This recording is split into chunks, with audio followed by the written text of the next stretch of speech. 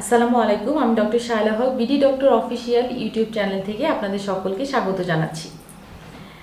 বিয়ে একটা পারিবারিক বন্ধন, দুইটা মানুষের মধ্যে একটা ঘনিষ্ঠতা হওয়ার একটা আল্লাহর তরফ থেকে আমরা বলে থাকি পবিত্র একটা বন্ধন হচ্ছে বিয়ে, যেটা সামাজিকভাবেও হচ্ছে আপনার স্বীকৃত। বিয়ের মাধ্যমে আরেকটা জিনিস খুব বেশি পরিমাণে আপনার ফুটে ওঠে, সেটা হচ্ছে দুইজন মানুষের মধ্যে একটা চাহিদা, সেটা হতে পারে মানসিক চাহিদা, পাশাপাশি তৈরি হয় আপনার শারীরিক একটা চাহিদা এবং ঘনিষ্ঠতা। এই শারীরিক চাহিদা এবং ঘনিষ্ঠতা শুরু হওয়ার পূর্বে আপনাদের অনেকেই হয়তো আমরা কম বেশি জানি না যে আমাদের সেক্স বা যেটা শারীরিক চাহিদা বলে থাকি, যে এই ক্ষেত্রে আমাদের কি করতে হবে, কোন কোন জিনিসগুলো আমাদের মাথায় রাখতে হবে, বা কোন কোন জিনিসগুলো করলে আমি এবং আমার পার্টনার দুজনেই হয়তো স্যাটিসফাই থাকবো এবং ভালো থাকতে পারি। কারণ এই ব্যাপারটাও আপনার জীবনের খুবই গুরুত্বপূর্ণ একটা পার্ট। অনেকেই দেখা যায় যে লজ্জার কারণে হয়তো আমরা এই জিনিসটা নিয়ে চিন্তা করতে পারি না, আমরা এই জিনিসটাকে হয়তো সেরকমভাবে না ভেবে আমরা সঙ্গীর সাথে এমনভাবে থাকি যে আমরা এই জিনিসটার আনন্দটাকে ওইভাবে উপভোগ করতে পারি না।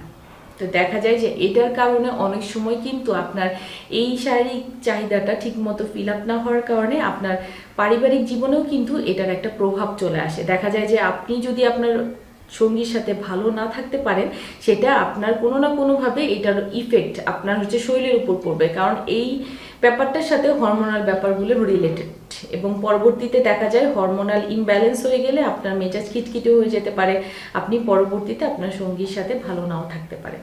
তো এই কারণেই বিয়ের পরে আপনি যখন আপনার সঙ্গীর সাথে ঘনিষ্ঠতা বা ইন্টিমেট মুহূর্তগুলোতে যাবেন, তার আগে অবশ্যই যে বিষয়গুলো আপনার মাথায় রাখতে হবে, এর প্রথম বিষয়টাই হচ্ছে আপনার পছন্দ। অর্থাৎ একজন আরেকজনের পছন্দটাকে গুরুত্ব দিতে হবে। আপনার সঙ্গী কিভাবে আপনার সাথে ইন্টিমেট হতে চাচ্ছে, আপনি কিভাবে তার সাথে চাচ্ছেন, এই বিষয়গুলো নিয়ে আপনি খোলাখুলি আলোচনা করতে পারেন। দ্বিতীয়ত হচ্ছে আপনার অবশ্যই আপনার সঙ্গীর প্রতি শ্রদ্ধাবোধ এবং ভালোবাসা থাকতে হবে। অবশ্যই এই শারীরিক চাহিদা বা সেক্স ব্যাপারটা এরকম না যে আমি আমার সঙ্গীর সাথে যা ইচ্ছা তাই করতে পারি। অনেক সময় অনেকের ক্ষেত্রে দেখা যায় যে অনেকে জোরপূর্বকও চেষ্টা করে তার সঙ্গীর সাথে ইন্টিমেট হওয়ার জন্য। এই ব্যাপারটা কখনোই এরকমভাবে উপভোগ করা যায় না, এবং ব্যাপারটা এরকমও না যে আমি জোর করে আদায় করে নিব আমার সঙ্গীর কাছ থেকে।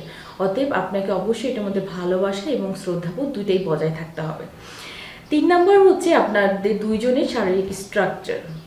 অতএব আপনাকে আগে ধারণা করে নিতে হবে যে আপনার পার্টনারের শারীরিক স্ট্রাকচার বা অবকাঠামোটা আপনার হচ্ছে কীরকম, এবং সেটাতে আপনি আপনার সঙ্গী পুরোপুরি সুস্থটা আছে কিনা। অতএব আপনাকে কিন্তু এটা অবশ্যই মাথায় রাখতে হবে যে আপনি পার্টনার যদি অসুস্থ ভোগ করে বা অসুস্থ থাকে অথবা অস্বস্তি ভোগ করে, সেক্ষেত্রে আপনি কিন্তু আলোচনা করে প্রথমে তাকে ইজি করে নেবেন। এই বিষয়টা আপনার অবশ্যই শারীরিক ইন্টিমেসির আগে মাথায় রাখতে হবে।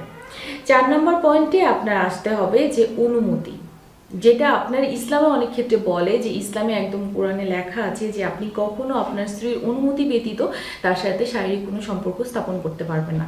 এবং মেডিকেল টার্মে বা আমরা বলে থাকি যে অবশ্যই আপনি পার্টনারের সাথে ইন্টিমেট হওয়ার আগে তার অনুমতি নিয়ে নিন।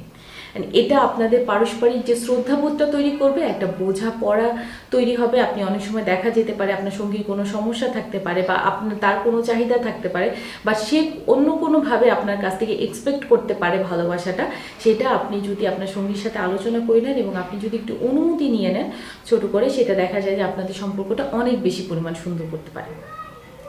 তো আমরা অবশ্যই যখন আমাদের সঙ্গীর সাথে ইন্টিমেট হব এই বিষয়গুলো একটু মাথায় রাখবো, তাহলে আমাদের আপনার মানসিক এবং শারীরিক দুইটা সম্পর্কে আমাদের পার্টনারের সাথে আশা করি ইনশাল্লাহ খুবই ভালো যাবে।